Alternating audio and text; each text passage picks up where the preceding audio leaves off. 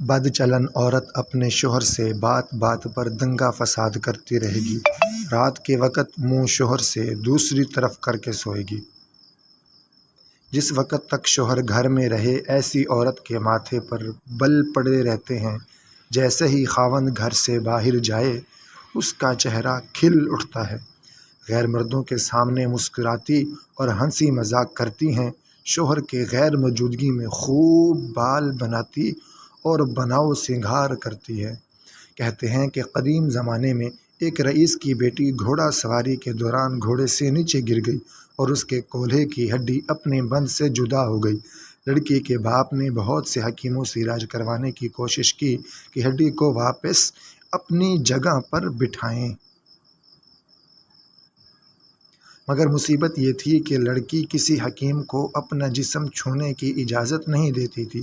باپ نے بہت اصرار کیا کہ بیٹی، حکیم کو شریعت نے بھی محرم قرار دیا ہے، لیکن بیٹی کسی طرح راضی نہیں ہو رہی تھی اور دن بدن کمزور ہوتی جا رہی تھی۔ آخرکار لوگوں نے مشورہ ان کو یہ دیا کہ شہر سے باہر ایک بہت حاذق حکیم رہتے ہیں، ان سے مشورہ کر لیں۔ وہ شخص حکیم صاحب کے پاس گئے اور اپنا مسئلہ بیان کیا تو حکیم صاحب نے کہا کہ ایک شرط پر میں آپ کی بیٹی کا کولہا ہاتھ لگائے بغیر واپس بٹھا سکتا ہوں۔ وہ شخص کہنے لگا کہ جو بھی شرط ہوگی وہ قبول کرنے پر آمادہ ہے۔ حکیم نے کہا کہ شرط یہ ہے کہ ایک بہت موٹی تازی گائے میرے لیے لا دو تو میں علاج کر دوں گا آپ کی بیٹی کا۔ وہ شخص بہت بھاری قیمت پر شہر کی سب سے صحت مند گائے خرید کر حکیم صاحب کے گھر لے گئے۔ حکیم صاحب نے کہا کہ آپ اپنی بیٹی کو پرسوں اپنے ساتھ لے آئیں، اسی دن اللہ کے حکم سے اس کا علاج کر دوں گا۔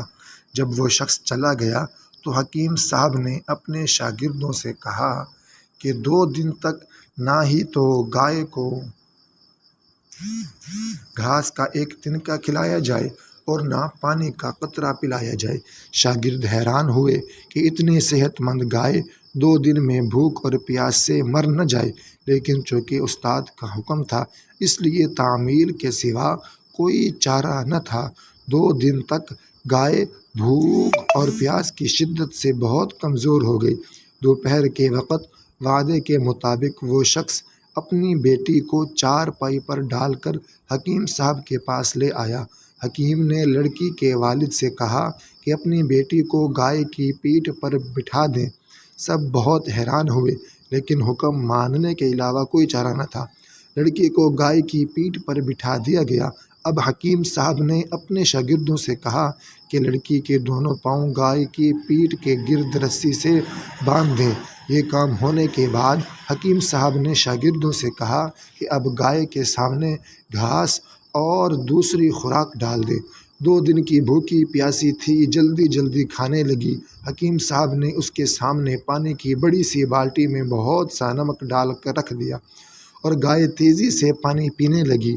پانی میں نمک کی آمیزش نے پیاس کی شدت اور بڑھا دی تو گائے نے ایک ساتھ بہت سا پانی پی لیا۔ گھاس اور پانی نے گائے کا پیٹ پھیلانا شروع کر دیا اور لڑکی کی ٹانگوں پر دباؤ اتنا پڑا کہ وہ چیخنے لگ گئی۔ اچانک کڑاک کی آواز آئی اور لڑکی شدت درد سے بے ہوش ہو گئی۔ حکیم صاحب نے لڑکی کو گائے سے اتروا کر والد سے کہا کہ آپ کی بیٹی کے کولہے کی ہڈی اپنی جگہ پر واپس بیٹھ گئی ہے اور یہ گائے آج سے میری ہے۔ یہ کوئی اور نہیں، حکیم بو علی سینا تھے، جن کا نام بعد میں 4 دانگ عالم میں مشہور ہو گیا۔